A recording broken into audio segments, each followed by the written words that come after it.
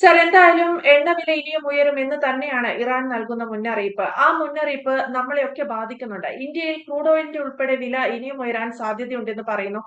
നീതു ഇപ്പൊ ചോദിച്ചതിന്റെ ഉത്തരം നമ്മൾ സാധാരണ പറയുന്നതിനേക്കാളും വളരെ സങ്കീർണമാണ്.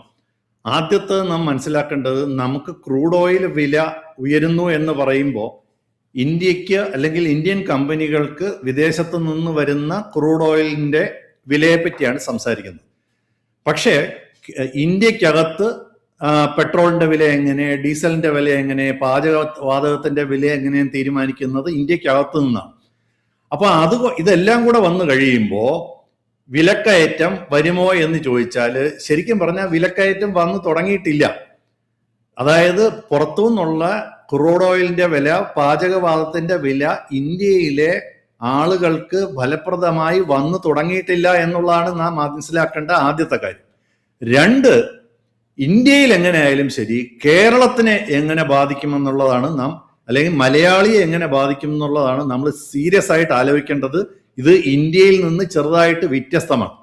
അപ്പോ കേരളത്തിലെ ഒരു സാധാരണ കുടുംബത്തെ എങ്ങനെ ബാധിക്കും, കേരളത്തിലെ ഒരു ചെറിയ വ്യാപാരിയെ എങ്ങനെ ബാധിക്കും, ഇവിടുത്തെ ഓട്ടോറിക്ഷ ടാക്സി തൊഴിലാളികളെ അല്ലെങ്കിൽ ഓട്ടോറിക്ഷ ടാക്സി ഡ്രൈവർമാരെ എങ്ങനെ ബാധിക്കും, ഇവിടുത്തെ ചെറുകിട വൻകിട ഹോട്ടൽ ഉടമയെ അതെങ്ങനെ ബാധിക്കും, ഒരു പ്രവാസി കുടുംബത്തെ എങ്ങനെ ബാധിക്കും, ശമ്പളത്തിൽ മാത്രം ജീവിക്കുന്നവരെ എങ്ങനെ ബാധിക്കും, അല്ലെങ്കിൽ പെൻഷൻ കൊണ്ട് മാത്രം ജീവിക്കുന്നവരെ എങ്ങനെ ബാധിക്കും.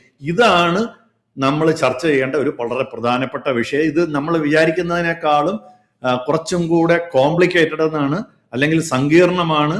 അതിന്റെ ഇഫക്റ്റ് ഉടനെ വന്നിട്ടില്ലെങ്കിലും ഭാവിയിൽ വരാനുള്ളൊരു സാധ്യതയാണ് നാം കാണുന്നത്. ഇതിപ്പോ ഗ്യാസിന്റെ ദൗർലഭ്യവുമായിട്ട് മാത്രം ബന്ധപ്പെടുത്തി പറയേണ്ട കാര്യമല്ല, മൊത്തത്തിൽ ഇതിനെപ്പറ്റിയാണ് പറയേണ്ടത്.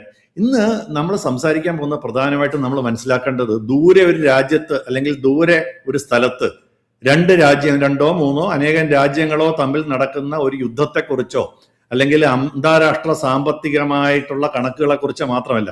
ഇത് നമ്മുടെ നാട്ടിലെ പെട്രോൾ പമ്പിനെ എങ്ങനെ ബാധിക്കും, വീട്ടിലെ ഗ്യാസ് സിലിണ്ടറിന്റെ വില എങ്ങനെ ബാധിക്കും, മാർക്കറ്റിലെ പച്ചക്കറിയെ എങ്ങനെ ബാധിക്കും, ഓരോ കുടുംബത്തിന്റെയും കുടുംബ ബഡ്ജറ്റിനെ എങ്ങനെ ബാധിക്കും. ഇതാണ് നാം ശരിക്കും പറഞ്ഞാൽ അറിയേണ്ടത്. അതിന് മാത്രമാണ് നമുക്ക് സത്യം പറഞ്ഞാൽ പ്രസക്തി, ഇത് കേൾക്കുന്നവർക്കുള്ള പ്രസക്തി.